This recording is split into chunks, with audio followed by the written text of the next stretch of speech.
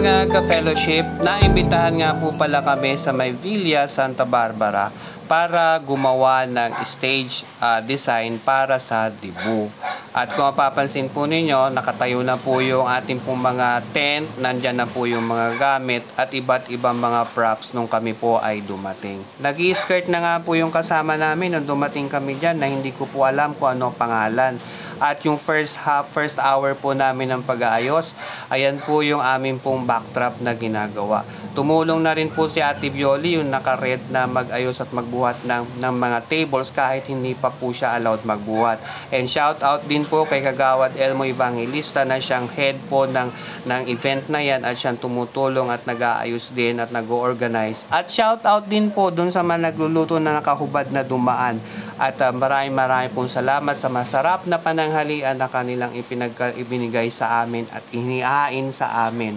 At yan po yung amin pong sa likod area na amin pong ginagawa. At kung papansin po ninyo, yan po yung outcome ng almost 1.5 hour na amin pong ginagawa. Yung maakyat sa itaas ay si Jong.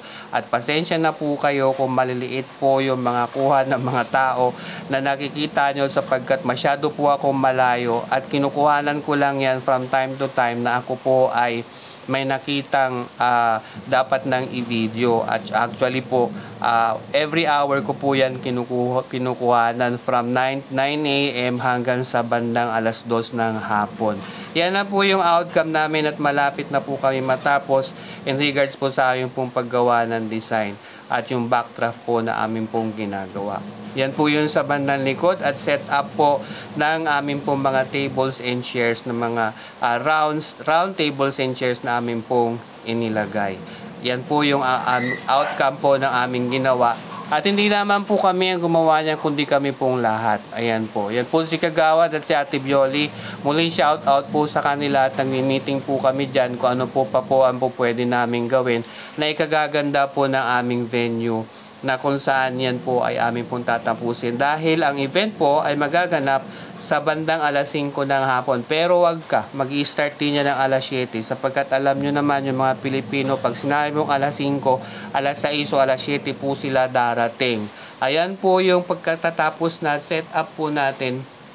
At kung papansin po ninyo, yan po yung final na oras na amin pong ginagawa. Kung si Joe nga ay nakapamewang na at nandun na po yung mga chair at yung ating pong 18 na design na made of wood. Ang hinihintay na lang po namin dyan ay pagkakabit nung ating pong mga spotlight. Ayan po mga ka-fellowship yung outcome niya. Maraming pong salamat sa iyong panonood at sa inyong suporta. Naway patuloy nyo kami suportahan at subaybayan sa lahat po ng aming mga videos. Pasensya na po kayo sapagkat hindi po pulido ang pagkagawa ng mga videos na yan. Pero sa susunod po, ayusin po namin yan at salamat po. At mag-comment po kayo kung ano po ang pwede po naming i-improve pa. God bless you all mga ka-fellowship and God bless you always. Marami pong salamat muli sa patuloy ninyong suporta sa amin.